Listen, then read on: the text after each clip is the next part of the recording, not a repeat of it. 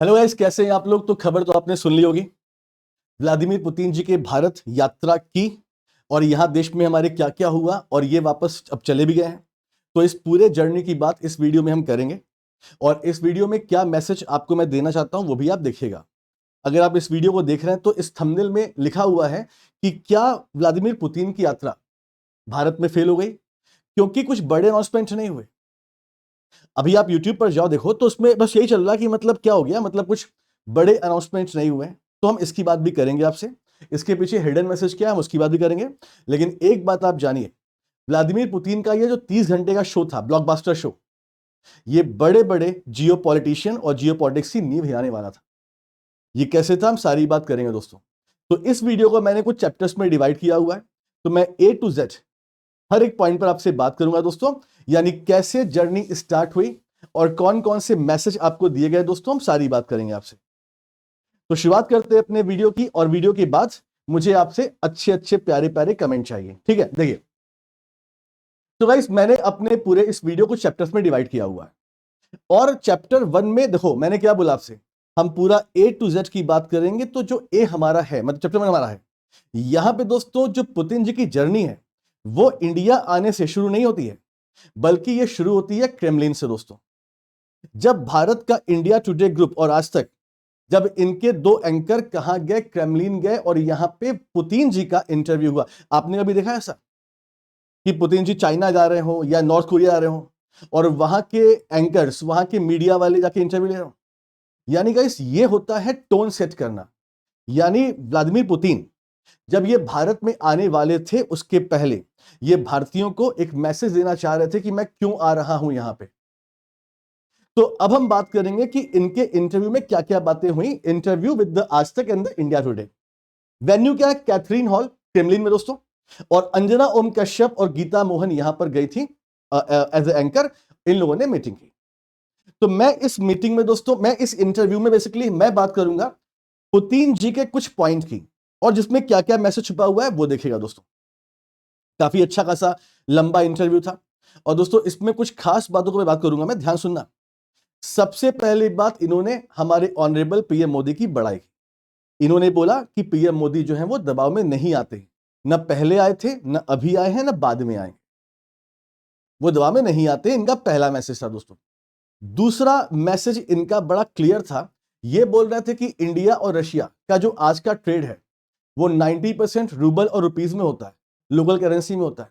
यही तो दिक्कत है, डोनाल्ड ट्रंप की दिक्कत है। Actually western countries, European country, America, ये रशिया को आइसोलेट करना चाहते हैं इकोनॉमिकली। और इन्हें लगता है दोस्तों कि चाइना और इंडिया जो है वो बीच में रोड़ा है बहुत बड़ा।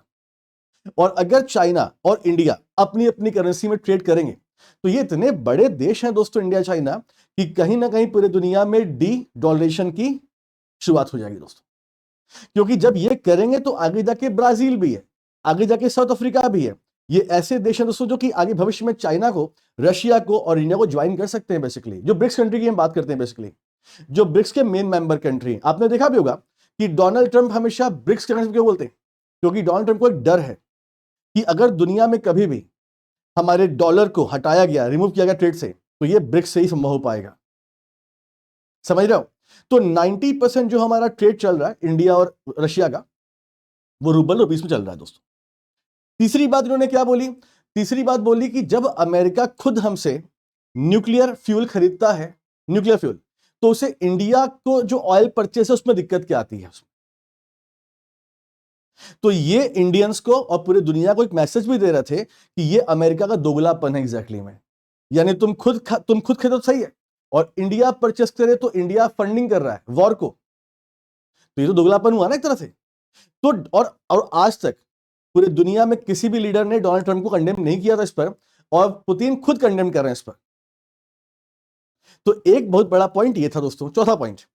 चौथा पॉइंट जो मुझे लगता है कि ये मजाक था या सीरियसली मैं समझ नहीं पाया, मैं इंटरव्यू देख रहा था। तो व्लादिमीर पुतिन ने एक बात और बोली, पता है कि रशिया का एक मीडिया चैनल जो है वो इंडिया में भी खुलेगा, इंडिया में भी काम करेगा। अब इससे क्या होगा दोस्तों? क्या मतलब ऐसा है कि मतलब पीएम मोदी जी मीडिया को कवर कर लेंगे पूरा? देखो ऐसा है, अगर दोस्तों हम ध्यान से समझे ना, देखो रशिया हो चाहे इंडिया हो, हम ग्लोबल नैरेटिव में आज भी पीछे हैं दोस्तों। जैसे आपने देखा ऑपरेशन सिंदूर, हमने पाकिस्तान को ऐसा मारा है दोस्तों कि आज तक पाकिस्तान के जो एयर बेसिस हैं वो आज तक बन ही नहीं पाए। हमारी ब्रह्मोस मिसाइल, हमारी हैमर मिसाइल, हमारी स्कैल्प मिसाइल, हमने ऐसा मारा है, ठीक, और अच्छे से मारा है। लेकिन आपने क्या देखा होगा, आपने देखा होगा कि पाकिस्तान तो चलो ठीक है, गधे हैं ही वो, लेकिन पूरे दुनिया में दोस्तों, चाहे अमेरिका की बात कर लें, चाहे चाइना की बात कर लें, चाहे इंग्लैंड की बात कर लें, अधिकतर मीडिया ने शुरुआती में तो ये दिखाया कि इंडिया हार गया युद्ध, और इंडिया को काफी नुकसान हुआ है दोस्तों। हमारे जो राफेल है, जो हमने फ्रांस से परचेस किया है, तो राफेल का दोस्तों क्या है कि मतलब ग्लोबल लेवल पे मेल्टडाउन दिखाया गया कि राफेल गिर गया। कहने का मतलब क्या, ये ग्लोबल नरेशन है। जैसे for example Russia Ukraine, according to Putin ji, इस इंटरव्यू की बात करें तो इन्होंने ये बताया कि मतलब जो नरेशन दिखाया गया वो क्या दिखाया गया कि यहां पे यूक्रेन को बेचारा दिखाया गया और हमें दिखाया गया कि हमने मतलब इस पर अटैक कर दिया। तो पुतिन जी बोल रहे थे कि भाई हमारी भी बात दुनिया को सुननी चाहिए कि हमारा क्या अपना पॉइंट है इसमें। तो कहीं ना कहीं ग्लोबल नरेशन को लेके मुझे ऐसा लगता है कि पुतिन जी और मोदी जी के बीच में इंटरनल कुछ बात हुई होगी और ऐसा कुछ आगे भविष्य में हो सकता है। मैं बोल रहा हूं, हुआ होगा कि नहीं पता नहीं, हो सकता है ऐसा, ठीक है। तो ये कुछ मूवमेंट पॉइंट था, ठीक है, आगे बढ़ते हैं। अब दोस्तों चैप्टर 2 की बात करते हैं।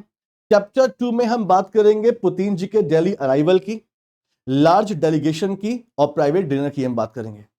लेकिन दोस्तों उसके पहले मैं आपको एक चीज दिखाना चाहूंगा कि कैसे, मैंने क्या बोला था, यह यात्रा जियोपॉलिटिक्स की नींव हिलाने वाली थी। आपको मैं दिखाता हूं, देखो दोस्तों, जैसे ही पुतिन जी इंडिया में आने वाले थे उसके जस्ट पहले हमारे देश में जो इंग्लैंड के, जो फ्रांस के और जर्मनी के जो डिप्लोमेट हैं, एम्बेसडर्स, राजदूत, तो इन लोगों ने दोस्तों against the Putin ji, against the journey of इनकी, अगेंस्ट द रशिया, इन्होंने आर्टिकल्स लिखे।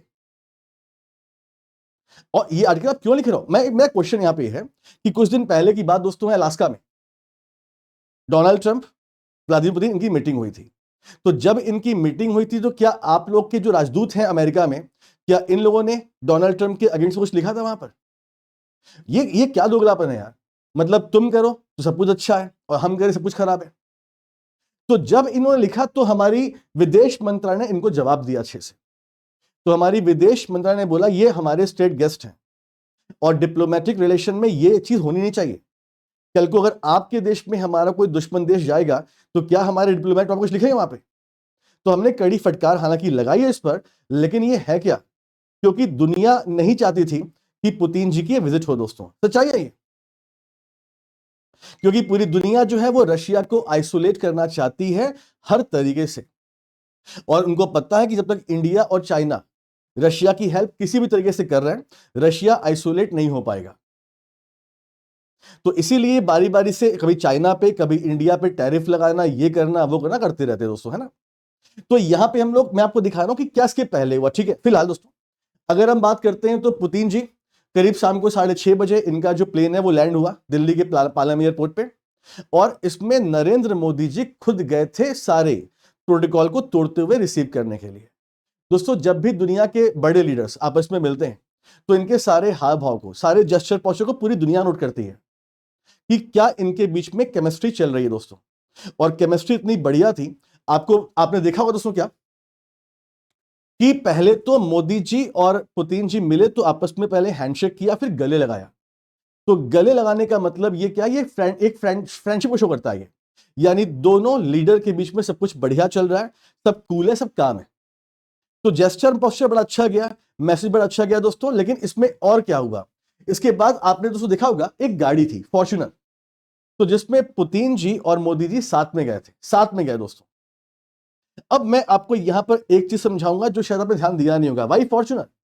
बेसिकली नरेंद्र मोदी जी जो है वो रेंज रोवर यूज करते हैं, या मर्सिडीज गाड़ी भी उनके पास है, और एक बीएमडब्ल्यू भी है दोस्तों। और ये सब गाड़ियां ऐसी हैं जो कि मतलब विस्फोट हो, बुलेट प्रूफ गाड़ियां हैं दोस्तों, तो ऐसी गाड़ियां हैं। लेकिन हमने पहली बार देखा कि फॉर्च्यूनर से दोस्तों, पता है आपको, ये होता है रिसर्च। यानी अगर आपका कोई दोस्त या कोई आपका फेवरेबल इंसान आपके साथ में आता है तो आपको उसकी बातें देखनी पड़ती हैं, उसकी लाइक और डिसलाइक भी आपको माननी पड़ती हैं। रेंज रोवर के मालिक भले टाटा मोटर्स है, लेकिन इसके प्लांट यूरोप में है ना। बीएमडब्ल्यू की बात कर लीजिए या मर्सिडीज की बात कर लीजिए, अमेरिकन और जर्मनी और मतलब यूरोप कंपनियां हैं। तो यहां पे गाइस एक मैसेज दिया गया कि मतलब अगर फॉर एग्जांपल यूरोप या अमेरिका पुतिन के अगेंस्ट में है, तो पुतिन जी का भी उनका लाइक डिसलाइक वैसे ही सेम वाइस वर्सा चलेगा। तो इसीलिए हमने जापान वाली कंपनी चूज की, कोई दिक्कत ही ना हो किसी को। यह भी एक मैसेज होता है दोस्तों। सोचिए, इतना लंबा सोचा जाता है इन सब जियोपॉलिटिक्स में, ठीक है। तो गाइस क्या हुआ कि ये लोग साथ में बैठे और ये फिर कहां गए, फिर ये गए पीएम मोदी के रेजिडेंस में गए और वहां पे एक प्राइवेट डिनर हुआ दोस्तों। ये प्राइवेट डिनर क्या होता है? प्राइवेट डिनर का मतलब होता है जहां पर कोई मीडिया वाला नहीं है, जहां पर कोई डिप्लोमैट्स नहीं है, जहां पे डेलीगेशंस नहीं है। ये दो लीडर आपस में मिलेंगे, बात करेंगे और एक बात मान लो जो भी डील होनी होती है उसका 99% दोस्तों यहीं पर आपका नेगोशिएशन पूरा होता है। और वैसे भी पुतिन जी जो आए हैं दोस्तों, तो आपको लगता है कि डील यहां पे नहीं होती है यार। ये सब पहले ही हो जाता है। इतने बड़े लीडर ये आ रहे हैं तो उनके पास इतना समय नहीं होगा ना कि इतने मोटे मोटे कॉन्ट्रैक्ट पड़ेंगे। आपको याद होगा हमारे अजीत डोभाल जी गए थे रशिया, फिर हमारे विदेश मंत्री रशिया गए थे और फिर अजीत डोभाल फिर रशिया गए थे। ये लोग क्यों जाते रहते हैं दोस्तों? ये इसलिए आते हैं बिकॉज क्योंकि जो डील विल होनी होती है उस पर बातचीत करने के लिए। तो आप मान के चलें कि प्राइवेट डिनर में लगभग सारी बातें हो गई होंगी जो हमें नहीं पता दोस्तों। अच्छा, इसके बाद क्या हुआ? अब दोस्तों चैप्टर 3 की बात करेंगे, guard of honour at the Rashtrapati Bhavan. ये अगले दिन की बात दोस्तों है, अगले दिन 4 बजे की बात है। तो पुतिन जी कहां गए थे? राष्ट्रपति भवन गए थे और वहां पे ये मिले, हमारे ऑनरेबल राष्ट्रपति से मिले और इन्हें गार्ड ऑफ ऑनर दिया गया बाई आवर ट्राई सर्विसेज। ये दोस्तों हमारे देश का बहुत बड़ा सम्मान होता है किसी भी गेस्ट को जो कि और किसी कंट्री से आते हैं, तो हमने इनको प्रॉपर, हमारे देश का ये सबसे बड़ा ऑनर एग्जैक्टली में, तो इन्हें हमने गार्ड ऑफ ऑनर दिया दोस्तों। और इस गार्ड ऑफ ऑनर में जो बॉडी जेस्चर था आप देखो ना, तो पुतिन जी बड़े खुश आपको दिखेंगे और ये बड़े इंप्रेस भी थे यहां पे।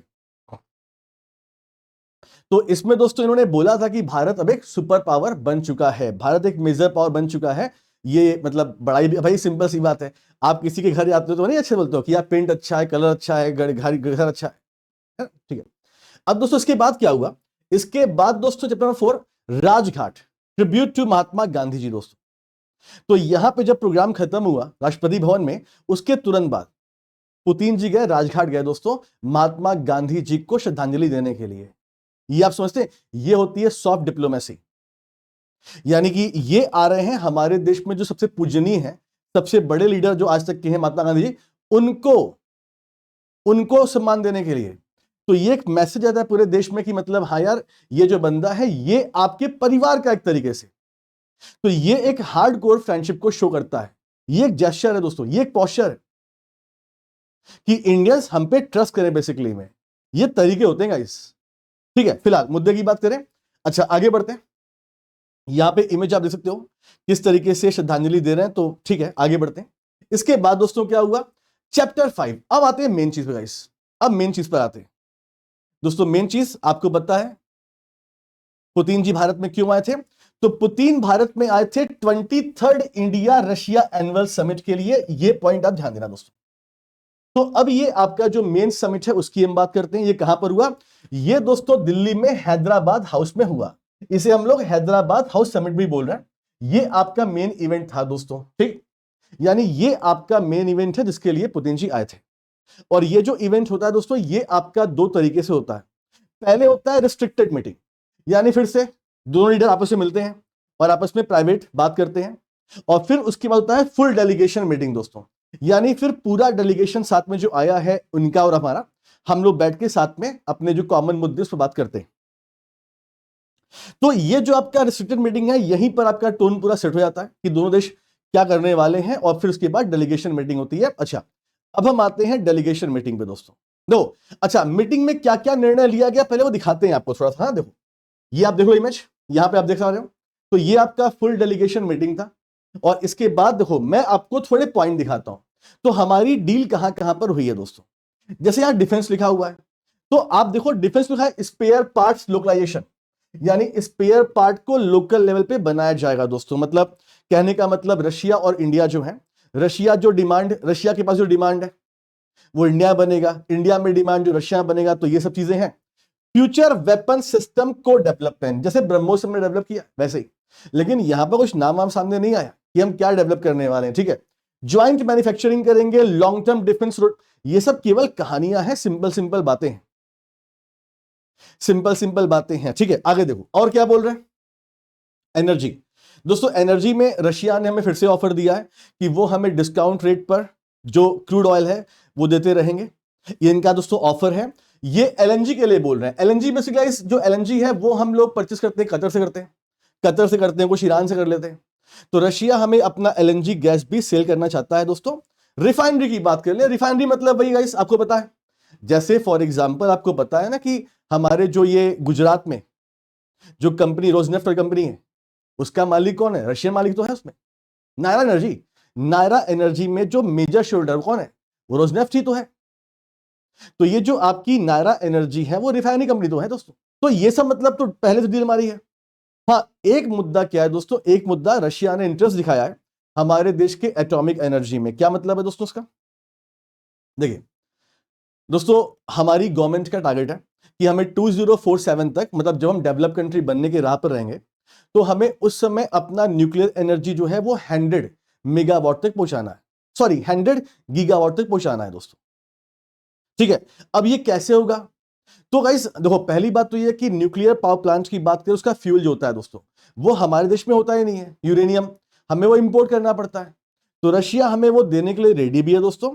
और चूंकि दोस्तों तमिलनाडु में कुंडनकुलम ये पावर प्लांट पहले से बना हुआ है, ये रशिया नहीं बनाया था, तो रशिया हमसे बोल रहे हैं कि भाई इसको आपने अभी तक इसके फुल क्षमता पे चला ही नहीं पाए आप, तो हमें अब दो, हमसे और हेल्प करें, और इसके अलावा आप और भी पावर प्लांट हमसे बनवा लो।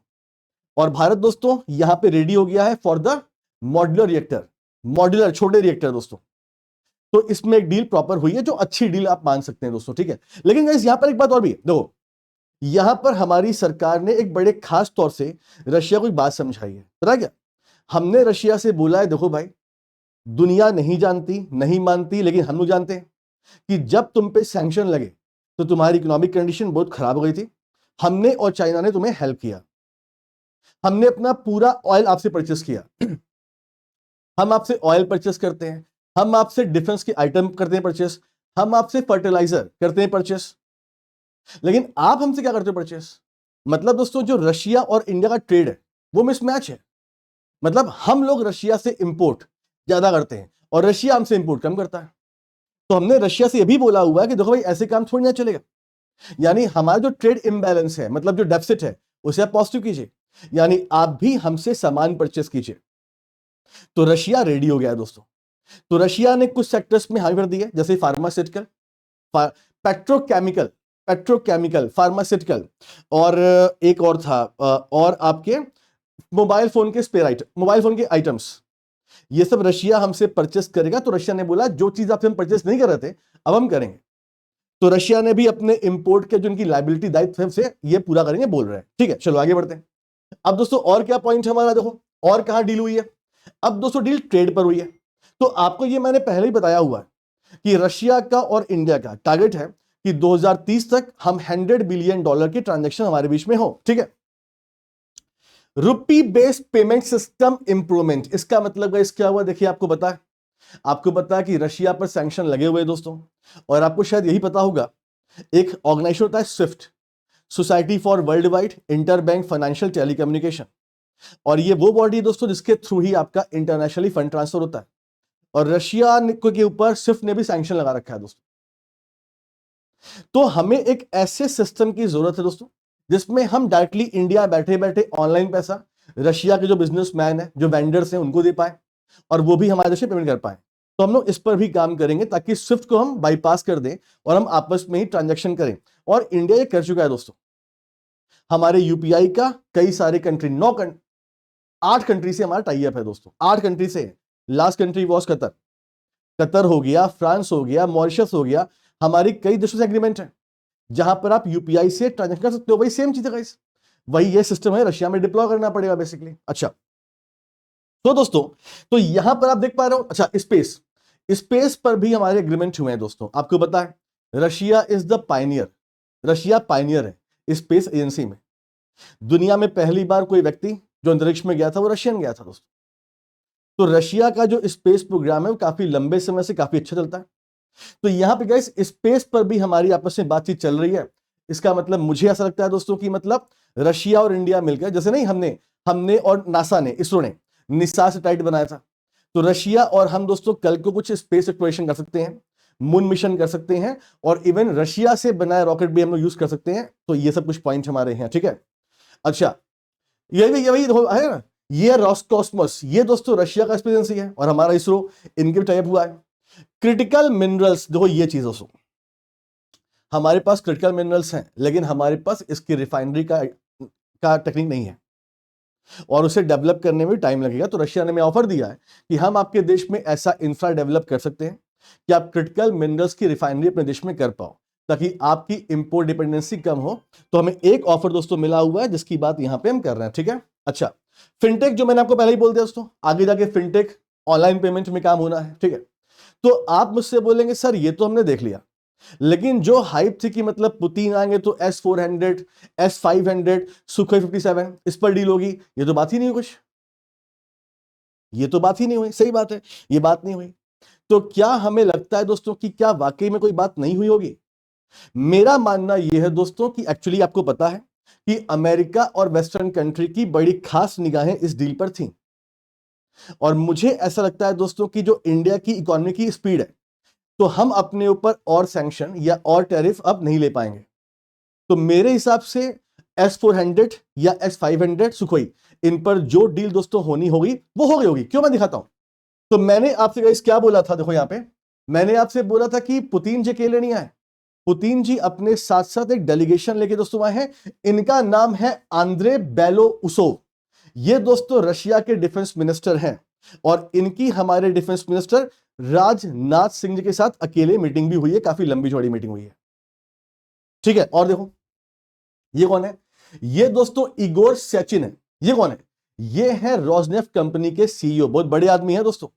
मतलब दुनिया भर के जो ऑयल कंपनी, जो अमीर लोग हैं ना, शेख होते हैं सऊदी अरेबिया, ये उस लेवल के आदमी है, ये भी भारत आए। यानी कि इस कहने का मतलब, हमने तो सुना था कि अमेरिका ने जो है वो उसने रशिया के इन कंपनी पर बैन लगा दिया था, लेकिन ये अब भी भारत आ रहे हैं। इसका मतलब इंडिया रशिया के बीच में जो ऑयल ट्रेड है वो बंद तो नहीं होने वाला मेरे ख्याल से। और हम कुछ और रास्ते भी शायद ये देख रहे होंगे, और क्या रास्ते हैं ऑयल सप्लाई के, ठीक है। अच्छा, और देखिए ये कौन है, ये दोस्तों हैं एंड्रेई कोस्टिन। ये है CEO of the Russia second largest bank, VTB bank. दोस्तों रशियन गवर्नमेंट का जो भी ट्रांजैक्शन भारत के लिए होता है वो यही बैंक देखता है दोस्तों। तो इसके भी सीईओ आए हैं, यानी कि इंडियन बैंक और रशियन बैंक के बीच में कुछ तो बड़ा होने वाला है। बड़ा कैसे होगा दोस्तों, वही मेरे ख्याल से डिजिटल ऑनलाइन प्लेटफॉर्म डेवलप करने की बात यहां पर होगी, ठीक है। और देखो ये कौन है, ये head of space agency Roscosmos, Dmitry Bakanov. जैसे हमारे यहां इसरो है, वैसे रशिया में क्या है, रोस्कोस्मोस है, तो उसके हेड भारत में आए हैं दोस्तों। यानी कहने का मतलब, आप स्पेस की बात कर लीजिए, आप डिफेंस की बात कर लीजिए, आप बैंकिंग सेक्टर की बात कर लीजिए, आप ऑयल की बात कर लीजिए, हर एक बड़े सेगमेंट का प्लेयर अपने अपने एरिया का बेड हेड जो है वो यहां पे आया है, समझ रहे हैं। तो पुतिन जी की जो यात्रा है दोस्तों इतनी हल्की नहीं है। हर एक डिपार्टमेंट का, हर एक कंपनी का हेड आया है भाई उनके साथ। यानी कुछ तो बड़ी डील हुई है जो कि सामने नहीं आई है हमारे, और ये काफी बड़ी डील, काफी लॉन्ग टर्म के लिए रहेगी दोस्तों। तो अब मैं थोड़ी सी यहां बात करूंगा, इस डील से फायदा किसे है दोस्तों, क्या इंडिया को फायदा है, क्या रशिया को फायदा है। तो मेरे हिसाब से गाइस, ये जो डील होगी ना, इसमें रशिया को हमसे ज्यादा फायदा है, हमको भी है, लेकिन रशिया को हमसे ज्यादा फायदा है। आखिर क्यों पुतिन पहली बार सॉरी किसी देश की मीडिया को इनवाइट करते हैं और फिर इंडिया में आते हैं, अपने आज तक के सबसे बड़े डेलीगेशन के साथ आते हैं दोस्तों, और यहां 30 घंटे रहते हैं बेसिकली, और हर जगह जाते हैं आप देखो यहां पे। क्योंकि दोस्तों रशिया को एक बात समझ में आ चुकी है कि रशिया पड़ सकता है आइसोलेशन में, क्योंकि दोस्तों America, western country, European country, ये पूरी तरीके से रशिया के पीछे लगे हुए हैं। चाइना का आप भरोसा नहीं कर सकते दोस्तों, बस चाइना का कोई भरोसा नहीं है। तो पुतिन को पता है कि मतलब एक देश ऐसा जो कि हमें संभाल सकता है वो इंडिया है ना, इंडिया। और इंडिया हमारा ट्रस्टेड पार्टनर भी है। तो गाइस मुझे ऐसा लगता है पर्सनली कि रशिया को यहां पे ज्यादा फायदा है, फायदा हमको भी है दोस्तों। अगर S-400 के और खेप हमारे पास आ जाते हैं, या जैसे हमारी डिमांड क्या पता है, हमारी डिमांड रशिया से यह है कि जो S-500 है ये हम इंपोर्ट तो करेंगे आपसे, लेकिन हम चाहते हैं ट्रांसफर ऑफ टेक्नोलॉजी भी, यानी आप भारत में आके इसे मैन्युफैक्चर कीजिए हमारे साथ मिलकर। और मुझे लगता है कि रशिया इसमें नहीं मानेगा, क्योंकि S-500 दोस्तों ये कमाल का सिस्टम है। आप ये मत सोचना ये अपग्रेड वर्जन है केवल। S-500 इसकी रेंज काफी ज्यादा है दोस्तों, इसकी रेंज काफी ज्यादा है। ये हाइपरसोनिक मिसाइल हो, सुपरसोनिक मिसाइल हो, इनको ये रीड कर लेता है। मतलब ये सिस्टम काफी फास्ट है, तो शायद रशिया माने। अब बात करते हैं फाइटर प्लेन की दोस्तों। तो हमें 5th जनरेशन प्लेन तो खरीदना है, और हमारे पास दो ऑप्शन है, एक सुखोई 57 और एक अमेरिका का F-35। डोनाल्ड ट्रंप वहां से प्रेशर डाल रहे हैं और रशिया यहां से। लेकिन यहां पे रशिया से फायदा क्या, देखो रशिया से फायदा ये है, रशिया बिकॉज यहां पे हमारे साथ transfer of technology agreement sign करने रेडी है, और रशिया तो हमें कोड शेयरिंग के लिए भी रेडी है दोस्तों। कोड शेयरिंग का मतलब क्या होता है?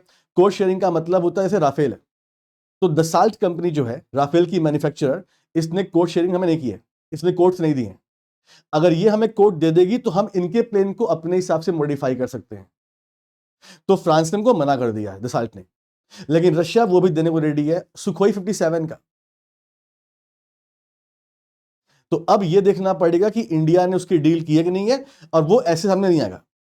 बीच में हल्के से गाइस एक नोटिफिकेशन आ जाएगा कि S-400 के इतने बैटरीज और आ रहे हैं, या सुखोई 57 का एक दल आ रहा है। तो ऐसे बीच में जब कंडीशन नॉर्मल होगी ऐसा आपको देखने को मिल जाएगा दोस्तों, ठीक है। अच्छा इसके बाद दोस्तों, इसके बाद क्या हुआ? इसके बाद दोनों जो लीडर हैं इनकी प्रेस रिलीज हुई, ये लोग गए प्रेस सामने, वहां पे बातचीत हुई। अच्छा एक बात और भी है, आपने कभी किसी को देखा है कि व्लादिमीर पुतिन के मुंह पर कोई बोल रहा कि भारत का एक स्टैंड है, भारत है किसके साथ? भारत शांति के साथ है। ये पुतिन को समझा रहे थे कि आप लड़ाई वड़ाई कम कीजिए, बंद कर दीजिए, और ये सुन के हंस भी रहे थे। तो कहने का मतलब कि हमने एक चीज देखी कि पीएम मोदी ने अपना एक क्लियर कट मैसेज दिया हुआ है पुतिन जी को भी कि भैया समय ऐसा है कि तुम भी शांत हो जाओ, हम तो शांत हो ही गए हैं, क्योंकि तुम्हारे शांत होने पर ही हमारा डेवलपमेंट हो पाएगा। भाई अमेरिका ने क्या टैरिफ क्या लगाया है? अमेरिका ने हम पे टैरिफ से लगाया कि हम रशिया से सामान खरीदें, और रशिया से हम सामान नहीं खरीदेंगे तो रशिया को पैसे नहीं मिलेंगे, तो रशिया लड़ाई नहीं करेगा। तो एक तरीके से हमने मैसेज भी दिया है जो काफी अच्छा मैसेज था, ठीक है। अब दोस्तों इसमें एक लाइन बोली गई, time tested partnership anchored in trust and mutual respect. ये पीएम मोदी ने बोला। पीएम मोदी ने बोला रशिया हमारा ट्रस्टवर्दी एक फ्रेंडली नेशन है, रशिया को हमने पहले भी आजमाया हुआ है दोस्तों। रशिया हमेशा हमारे साथ खड़ा होता है, और सबसे बड़ी बात रिश्ते में विश्वास की होती है। ये मेरी लाइन नहीं है, ये इनकी लाइन है, ठीक है। और यहां पर क्या हुआ, यहां दोस्तों फिर से, अब जब ये आपका प्रेस रिलीज खत्म हुआ उसके बाद दोस्तों पुतिन जी फिर कहां गए? ये गए दोस्तों राष्ट्रपति भवन, जहां पे प्रेसिडेंट मुर्मू से मुलाकात की, और यहां पर स्टेट बैंकेट हुआ दोस्तों। ये क्या होता है? तो स्टेट बैंकेट का मतलब होता है दोस्तों ये एक शाही डिनर आप कह सकते हो, यानी ये सबसे बड़ा डिनर सम्मान है जो गेस्ट होते हैं हमारे उनको। तो ये शाही डिनर है। इसके बाद दोस्तों ये कहां चले गए? ये चले गए दोस्तों डिपार्चर मिशन कंप्लीट, 8:20 में फ्लाइट थी इनकी दोस्तों। तो ये है पुतिन जी की पूरी विजिट, और आई होप गाइस कि आपको सारी बातें यहां पे समझ आ गई होगी कि क्या पुतिन जी का विजिट खराब गया या अच्छा गया, किसे फायदा नहीं है, और जियो पॉलिटिक्स में लोग क्यों इतना परेशान है पुतिन जी के भारत दौरे पर दोस्तों। आई होप कि आपको वीडियो अच्छी लगी होगी, और प्लीज हमें कमेंट कीजिएगा आप इसके बारे में क्या सोचते हो। Thank you so much, take care, अपना ख्याल रखिए दोस्तों, बाय बाय।